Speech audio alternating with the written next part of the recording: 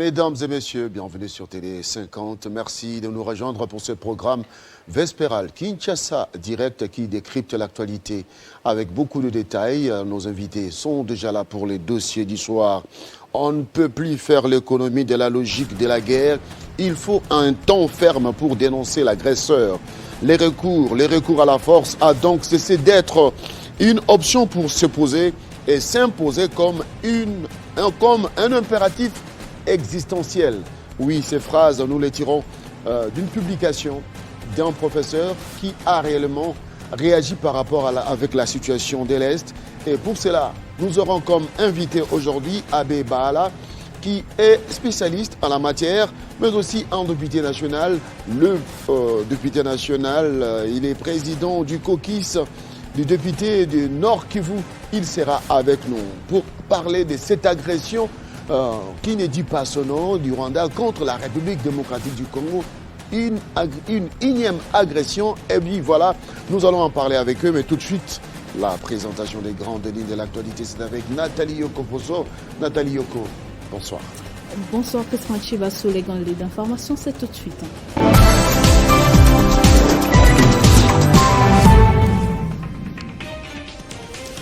Au Nord Kivu, présentation des effets militaires des soldats rwandais récupérés lors des combats entre les FARDC et les M23 Kibumba au mécanisme de suivi chargé d'enquêter sur les conséquences des affrontements.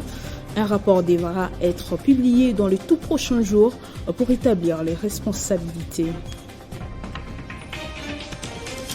Désignation d'un juge à la Cour constitutionnelle, réunion en congrès en ce moment même, le Parlement est en train de mettre en place une commission mixte pour étudier les dossiers des candidats. À l'Union africaine, ouverture ce vendredi du sommet des chefs d'État, ces assises de 2 jours dans la capitale de la Guinée équatoriale portent essentiellement sur la crise humanitaire et la sécurité du continent. Merci de nous avoir suivis de partout. L'information, bien tous ces sujets vous seront développés tout à l'heure à 19h juste de Kinshasa avec Amina Bayombo. Mais dans l'entretemps, restez en compagnie de Christian Chibasso pour la suite de Kinshasa Direct.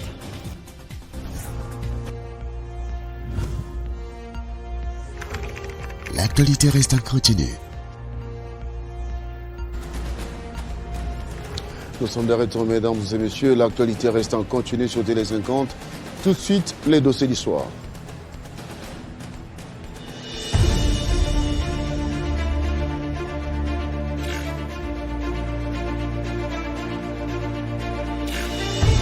Sans vos risques d'aggraver les conflits dans ces pays.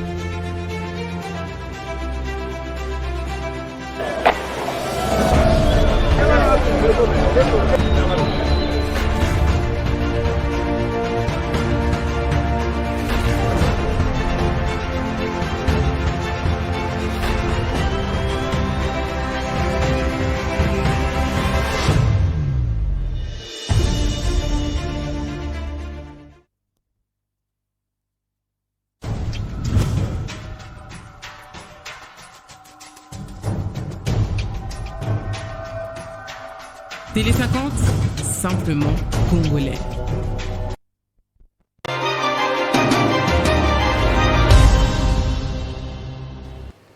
Il s'appelle Mwanza Mami Singoma, président du caucus de députés du Nord Kivu. Il est avec nous ce soir.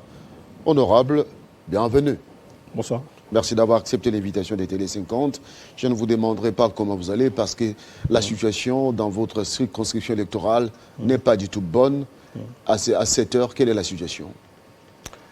Écoutez, comme vous le savez, donc depuis pratiquement depuis le début de la semaine, on a eu dans les heures matinales des attaques qui se sont faites sur le groupement de Kibumba et de Bumba. On est en territoire de Nyiragongo, au Nord Kivu. C'était les attaques du M23, mais que bien sûr nous estimons sont soutenues par le Rwanda. Et suite à ces attaques, la population, mais des centaines de milliers de personnes, ont fui vers la ville de Goma. dans des conditions que vous savez. Donc ce sont des vieilles personnes, des enfants, des femmes qui se sont retrouvés à la belle étoile, comme on dit, sans rien. Et aujourd'hui, ils sont là. La population du Nord Kivu et surtout de mon territoire n'aspire qu'à la paix et à la sécurité. Mais malheureusement, ce que nous déplorons et qui nous fait mal au cœur, c'est que certains, sous le couvert d'organisations comme le M23, viennent, attaquent des paisibles citoyens avec des revendications que nous estimons n'ont aucune légitimité pour le moment. Quelles sont les revendications que présente le M23 aujourd'hui? Écoutez, entre guillemets, M23, en tout cas, moi, je pense qu'il faut bien indiquer l'agresseur, M23, mais derrière le M23, se cache le Rwanda. Oui, ce qu'on aimerait en tout cas bien préciser ici, c'est qu'on estime qu'en tout cas tout Congolais, ou en tout cas amoureux de la patrie, ne pourrait pas s'attaquer à ses frères et sœurs comme ça se passe actuellement. Il y a des processus qui ont été mis en place, notamment le processus de Nairobi, où on a fait appel à tous les belligérants, les milices, etc., de venir, d'écouter l'appel du chef de l'État, qui a demandé clairement qu'on puisse déposer les armes et construire le pays ensemble. Maintenant, ces gens-là arrivent, sous couvert, comme vous le dites, de pays voisins, notamment le Rwanda, et attaquent la population. Revendication, on estime qu'il n'en a aucune. Parce que s'il y avait quelque chose à dire, il devrait le faire dans le processus qui se passe à Nairobi. Donc on estime qu'ici, en fait, ce sont d'autres agendas qui sont cachés, qui ne cachent qu'en fait une agression contre l'Est du pays. Et ce que je peux dire ici, qui est très important, c'est que toute la nation qui nous écoute, tout le Congo doit savoir, ici, ce n'est pas une question qui concerne l'Ituri ou le Nord Kivu. C'est une question de toute la nation congolaise. Nous sommes agressés. Et je pense que pour le moment, nous devrons tous, en tout cas, faire preuve de solidarité, sans faille, éviter toutes les divisions et bien comprendre que c'est la nation qui est menacée par ces multiples attaques. Donc pour nous, légitimité ou revendication n'existe pas. C'est simplement de la pure violence brute qui s'attaque à des personnes innocentes. Qu'est-ce qui est fait par les députés nationaux ressortissants du Nord Kivu? Oui, c'est une question nationale, mais d'abord, vous êtes touchés dans votre amour-propre. Est-ce qu'il y a eu des actions déjà pour venir en aide à cette population meurtrie une fois de plus? Tout à fait. Donc nous avons estimé qu'hier, il y a eu une réunion du caucus des députés du Nord Kivu où nous avons fait une cotisation de $100 000 qui iront en urgence au soutien aux FARDC qui sont au front. Donc on va acheter rapidement donc, des biens essentiels, nourriture, etc. et les acheminer donc, vers les soldats qui se battent pour notre souveraineté et intégrité territoriale. Maintenant, $100 000, c'est une modeste contribution. On fait quand même un appel à toutes les personnes de bonne volonté, autres collègues députés ou autres patriotes, de aussi se mobiliser pour continuer à avoir ce fonds-là pour aider nos soldats qui sont au front. Mais ça, c'est pour les FARDC. Mais toutefois, je continue aussi à faire un appel à notre gouvernement que la situation humanitaire est catastrophique dans le territoire du Nyiragongo, sans oublier aussi le territoire de Beni, et que d'urgence, en tout cas, notre ministre aux Affaires humanitaires devrait dépêcher en tout cas une délégation pour venir en aide à ces populations qui aujourd'hui manquent d'eau, manquent de nourriture et commencent même à avoir des maladies hydriques. Déjà, on a vu les images des enfants qui se déplacent avec effet sur leur tête. Ils font des kilomètres pour atteindre Goma. Ces images ont touché le monde et surtout les Congolais qui nous sommes pétris de l'amour de la patrie. Aujourd'hui, l'argent que vous avez récolté pour envoyer, est-ce que vous avez pris des dispositions pour que ces fonds puissent arriver à destination? Oui, en tout cas, l'urgence, c'est vraiment que ces biens arrivent directement au niveau du front. Donc nous avons mis tous les moyens en place pour que ces achats soient faits donc, incessamment et qu'en collaboration, soit avec le gouvernement militaire ou bien les autorités militaires sur place, s'assurer que ça va vers Kibumba dans le territoire du Nyiragongo, mais sans oublier aussi le front qui est à Rutshuru. On a aussi réservé une aide, bien sûr, pour les militaires qui sont du côté du territoire de Beni, parce que là aussi, nous combattons les ADF. Donc l'aide vient pour donc, le territoire de Beni, Rutshuru et le territoire de Nyiragongo. En tout cas, nous estimons, à la mi-semaine, mercredi au plus tard, les soldats qui sont au front bénéficieront de cette aide. Oui, la guerre s'est faite aussi sur le plan politique. Vous êtes politique. Est-ce que vous avez pris des dispositions pour rencontrer le chef de l'État qui est le commandant suprême des forces armées de la République démocratique du Congo pour en savoir plus et lui donner vos points de vue et des soutiens au FARDC. Écoutez, le chef de l'État, en tout cas, n'a ménagé aucun effort pour rétablir la paix et la sécurité. Il l'a fait à travers la diplomatie. Mais aujourd'hui, ce que nous avons toujours, en tout cas nous, expliqué comme élus, c'est que la problématique est devenue pratiquement, je dirais, militaire. Donc une des recommandations qu'on a faites, c'est que vraiment il faut soutenir les forces armées, bien revoir la question de logistique, des effectifs militaires, pour s'assurer que nous avons la capacité de combattre, donc, je dirais, ces inciviques tels que les M23 et les ADF. Nous allons continuer, en tout cas, comme vous le savez, on était avec le chef de l'État il y a une semaine ou quelques 10 jours, où nous avions parlé de la mise en place d'une prochaine table ronde qui devait parler de l'état de siège. Mais je pense qu'en dehors de la question d'état de siège, ce qui reste important, c'est que les élus que nous sommes puissions s'asseoir, notamment sous son, je dirais, cette initiative qu'il a prise, pour pouvoir mettre sur la table nos propositions concernant ce qui doit se faire sur le plan militaire, mais aussi sur le plan économique. Parce que n'oublions pas que une des causes principales, en tout cas de ce que ces bandes armées font là-bas, c'est vraiment l'exploitation illégale de nos ressources naturelles. Donc les FDLR et toutes ces milices qui sont là-bas, en réalité, leur vraie motivation, c'est piller le Congo. Donc ils amènent des objectifs politiques que nous ne croyons pas sont vrais. C'est plutôt un objectif de piller l'Est de la RDC.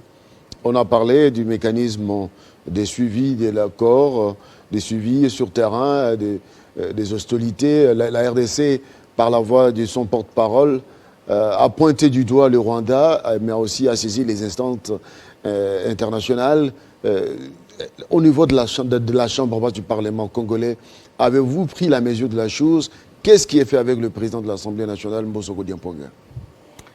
À ce stade, nous avons, dans nos déclarations, été très clairs. On a estimé qu'il faut aller très loin. Il faut aller jusqu'au niveau du Conseil de sécurité. Il faut aller notamment à l'Union africaine pour que, comme avec l'ADF, qu'on déclare finalement le M23 comme un groupe terroriste. En tout cas, pour nous, c'est notre position. Bien sûr, nous sommes en contact avec le bureau de la Chambre. Pourquoi chercher à ce qu'on déclare l'M23 groupe terroriste quand il y a des effets militaires qui sont présentés attestant que c'est le Rwanda qui est sur terrain? Pourquoi ne pas indiquer clairement que c'est l'agression contre la RDC du Rwanda? C'est très clair. Écoutez, quand vous connaissez un peu, si vous connaissez un peu la région du Nyiragongo et Rutshuru, nous avons pratiquement une frontière commune avec le Rwanda. Donc c'est impossible d'attaquer le territoire de Nyiragongo et de Rutshuru sans passer par le Rwanda. Donc pour nous, c'est pratiquement un secret de polichinelle que les renforts du M23 passent par les pays voisins, ou ce pays voisin que je viens de citer.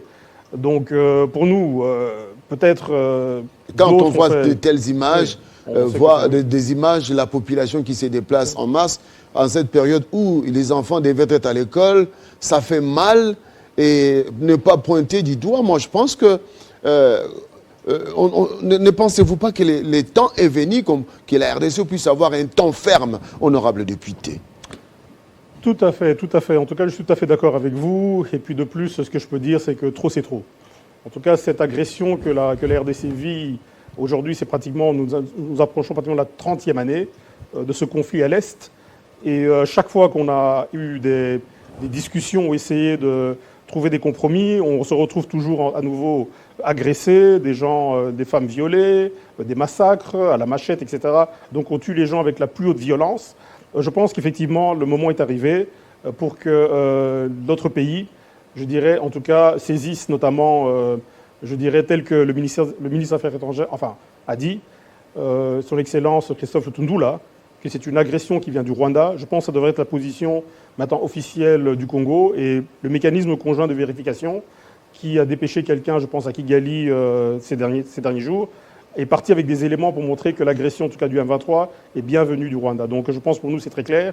Et maintenant il faudra voir au niveau international qu'est-ce qui va se passer pour que la RDC puisse être sécurisée et ses populations contre ces agressions injustifiées et surtout avec massacre de population et je dirais crimes, notamment, sans oublier tous nos soldats qui meurent sans cesse sur le front. Ça suffit, trop c'est trop.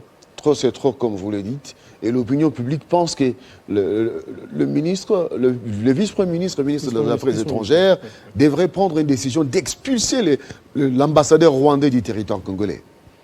Oui, écoutez, c'est une question diplomatique. Je pense que là, on va laisser au gouvernement la latitude de voir quelles décisions ils prennent. Mais nous, en tant qu'élus, ce qu'on peut dire, l'urgence pour le moment, c'est en tout cas de sensibiliser tous ceux qui nous écoutent et la nation congolaise que ce problème qui est à l'Est, on l'a toujours expliqué, c'est pas un problème interne, je dirais, au Congo, c'est un problème externe. C'est-à-dire nous vivons des agressions et que pour le moment, je crois que l'opinion et tous ceux qui nous écoutent ont bien compris que ce n'est pas les fils et les filles de l'Est qui sont derrière ce genre d'instabilité que nous vivons. C'est bien des agressions que nous subissons. Ça a toujours été notre plaidoyer et je crois qu'aujourd'hui, en tout cas, l'entendement est clair. Ce n'est pas les fils du Congo ou les filles du Congo qui sont à la base de l'instabilité, c'est bien des pays étrangers qui utilisent, je dirais, des organisations comme le M23, ADF, etc., pour venir nous tuer.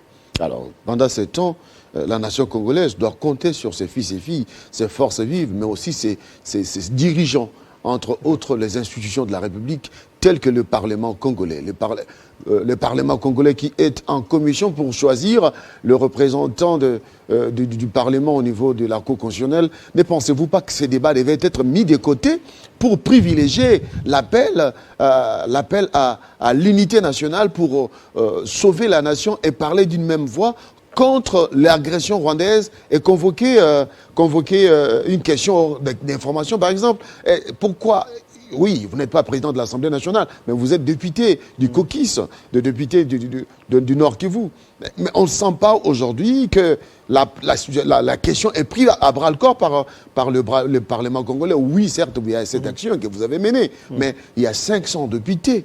Il faut cette unité nationale autour de cette question. Ne pensez-vous ? Je sais que je vous mets mal à l'aise, mais quand même, l'opinion publique comprend cela. Votre réaction ? Écoutez, ce que je peux vous dire, c'est qu'au niveau de la Chambre basse, et avec les collègues députés de toutes les provinces, nous avons eu des échanges sur cette question justement de l'instabilité à l'Est. Ce que je peux vous dire, c'est qu'en tout cas, tous les collègues avec qui j'ai parlé, qui viennent du Congo central, Katanga et toutes... ils sont unanimes. Ils sont unanimes, ils insistent, c'est une agression contre le pays. Donc maintenant, les mécanismes, nous avons proposé, en tout cas en son temps, à l'honorable président Bosso, d'avoir une session consacrée simplement à la situation d'insécurité à l'Est, pour que nous puissions avoir un débat approfondi pour expliquer quelles sont les raisons, les causes, les réalités, les propositions, et que ce débat puisse justement avoir un caractère national, parce que pour le moment, c'est vrai que c'est les caucus de l'Ituri du Nord Kivu qui portent souvent cette question-là, mais la réalité, c'est que tous les autres collègues aussi sont vraiment touchés dans leur plus fort intérieur par ces massacres que nous vivons. Donc maintenant, c'est la question, c'est peut-être de voir dans les jours qui viennent comment mettre à l'agenda donc de nos prochaines plénières une question spécifique sur la sécurité à l'Est et que des décisions puissent prises et que la mobilisation puisse être accrue. Alors, député national, président du Caucus, le député du Nord Kivu, Mwanza Mami Singoma, il y a ces Congolais qui vous suivent à Goma, qui vous suivent à Rutshuru, peut-être sur leur téléphone, parce que Télé 50 est suivi partout. Et en vous suivant, ils attendent un message d'espoir. Qu'est-ce que vous pouvez leur dire ? Ce que je peux leur dire d'abord, c'est notre message de compassion et vraiment leur dire que nous sommes, tout ce qui leur arrive nous touche dans notre plus fort intérieur et que nous ne baisserons jamais les bras tant que la paix et la sécurité ne seront pas recouvrées à l'Est. Maintenant, ce qu'on peut leur dire, c'est que d'abord, c'est ce message de compassion et leur dire qu'ils soient rassurés, que de notre part, comme élus, nous mettons tout en œuvre pour que notamment que cette aide humanitaire puisse venir. Et nous leur demandons aussi de faire confiance à nos forces armées qui sont en train de se battre sur les fronts de Kibumba, de Rutshuru et même au niveau du territoire de Beni et qui se mettent derrière donc nos forces, notamment dans les renseignements, et que nous tous, nous faisons cause commune et soyons un seul homme face à cette menace que notre pays vit et les rassurer une fois de plus qu'en tout cas, de notre part, on ne baissera jamais les bras tant que ces inciviques continueront à tuer des innocents. Et nous recouvrirons, je suis sûr, qu'avec la solidarité et l'unité, nous arriverons à vaincre contre, je dirais, cet ennemi que la nation a à faire face. Et pourquoi pas, nous en sortirons plus forts, avec moins de divisions et plus unis donc pour bâtir notre pays, ce pays qui mérite tout sauf cette guerre qu'on nous impose. Mwanza Mami Singoma, député national, président du Caucus des députés du Nord Kivu, merci. Merci à vous. Mesdames et messieurs, on marque une petite pause.